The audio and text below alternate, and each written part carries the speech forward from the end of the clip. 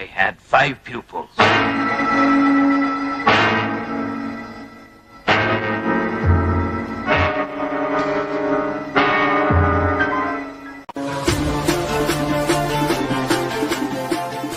Hey guys, it's Jason, and welcome back to the Venom Mob Countdown. And today is a very special episode because we're kicking off the top 3 best Venoms movies in my opinion. If you happen to come across this video first, I do recommend going back and starting at number 21 and watching through them, or you could watch the compiled video that has all of them in one spot. Either way, I think it's a better way to watch because I reference a lot of the earlier reviews. If you could shoot a subscribe, that would definitely help the channel. And without any further ado, let's just jump right into it. At number 3, we have Magnificent Ruffians. Now this one is one of my personal favorites. I first saw it when I was 6 years old, and it really stuck with me. It's a perfect mix of that comedic side of the Venoms and some really violent and dark themes that only Chang-Chi can really deliver in this specific type of way. This movie was released in 1979, and it is right in the middle of, I'd say, the best period for the Venoms. They have their, introduction in the earlier movies like Marco Polo and Chinatown Kid. In those early movies, they were just bit parts, and then, of course, 5 Deadly Venoms put them on the map. Now, once they found their stride, I feel this is like the peak right here in 78, 79 with this film. It's just when they were firing on all cylinders. So what puts this in the top 3 for me? Well, there's a couple different reasons, but one of the main things is this movie is about Kung Fu itself. A couple of the other Venoms movies, you could replace the Kung Fu with boxing or even gunfights or change the genre a bit, and it would still be a great movie. But this movie, you need it to be about Kung Fu. All the characters have a background based on their family, and in a lot of the cases talking about their father and in his Kung Fu style. And that brings us to Lu Fang's character. Now, he is ruthless in this movie, but when you first see him, you think maybe he might have some redeeming qualities, but you learn quickly that he is pure evil in this film.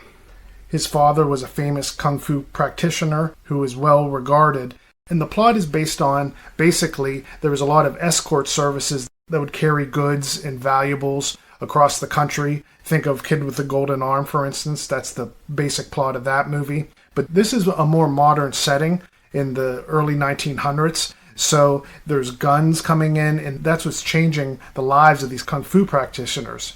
Whereas they could use their Kung Fu to escort these goods, now guns were taking over, and the Kung Fu was almost becoming obsolete in a way. And that is why Lu Fang is trying to challenge himself and bringing all these Kung Fu experts in. And he not only wants to beat them because he's such a savage, he kills them with one of his finishing moves. And the Venoms are also suffering from this lack of work for the Kung Fu practitioners. They are basically at the street beggar level in this movie.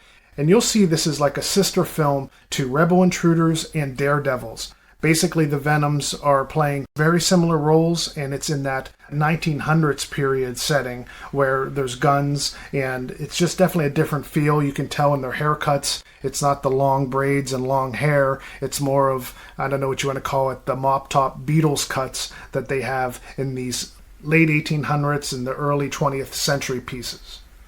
And another charming thing about this movie is it's almost hard to tell who the lead is on this film, and that's why it just works so great as a Venoms ensemble piece.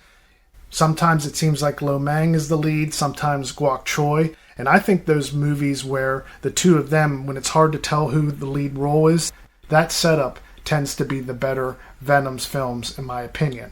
But in this one, Chang Sheng also sometimes seems like he's the lead role, and he really shines in this one. So when it comes to all the Venoms, they get a lot of equal footing in this, and it just makes it all better for it. Of course, Lu Fang is plotting and has his insidious plan, and when it comes to Lo Mang and Guok Choi butting heads, the plan that Lu Fang has falls through, and Lo Mang basically joins with the other Venoms, and they become friends. And this begins a 45-minute straightaway. It's about halfway through the film, I believe, 45 minutes in, and the rest of the movie is just pure Kung Fu magic. They are in a temple, just challenging each other. The Venoms are being tricked by Liu Fang and they're staying in his mansion. They're basically being used as puppets, and he's trying to take out Lo Mang and destroy his business. And that's what brings the tension to this movie and makes it just really stand out. The plot has you on the edge of your seat, and throughout is just amazing choreography. It is just so great to see them plot and decide how they're going to try to defeat the other opponent. And they'll sit there and try to decide what moves they're going to attempt tomorrow to try to beat Lo Mang in what has become a friendly duel. And I know this list does have a lot of various spoilers along the way, but I'm not going to reveal what happens exactly, the twist in this movie. You just got to go check it out. This one definitely hurts when the twist is revealed. For the plot and acting on this one, I'm definitely going to give it a 10 out of 10. The Venoms, like I said, are at the top of their game. Liu Fang, this is probably his best performance. I often said on this list how him coming off friendly and then turning, it's, pretty predictable in a Venoms movie. But this is just his peak performance when it comes to him coming off as your friend. But then once his evil side is revealed, there's like a turning point in all these Venoms films. And this one, I think, is just the best about face when it comes to showing his evil side. And like I said earlier, the Venoms are at the top of their game in this one. But I do have to say Chang Sheng steals the show a bit, and he comes out as the lead for me. He's so charming in this. His kung fu is amazing. He has the dual swords, and that's almost like the main weapon outside of Liu Fang's golden spear/sword. These family heirlooms of Chang Sheng's are almost a centerpiece of this movie that everyone keeps commenting on. He pawns them multiple times. It's just a great performance from Chang Sheng and all of the Venoms. And for the action and fighting, it's also going to be a 10 out of 10. From the 45-minute mark all the way till the end, it is just amazing choreography. The Venoms display all their acrobatics, a lot of hand-to-hand combat. Lo Mang is amazing. It's just stellar across the board.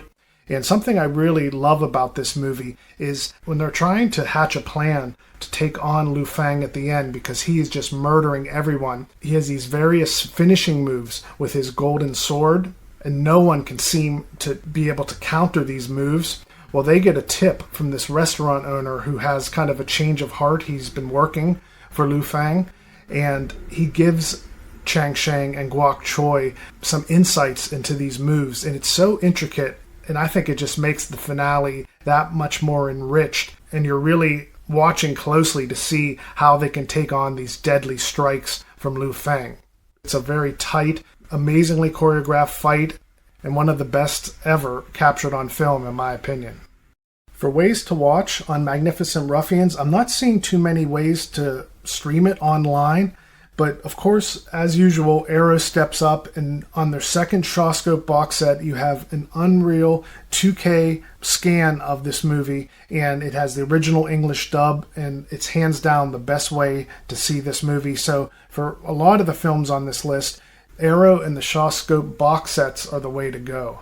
So at number 3, that was Magnificent Ruffians, also known as Destroyers. Let me know down below what you guys think of this one, and I'll catch you next time.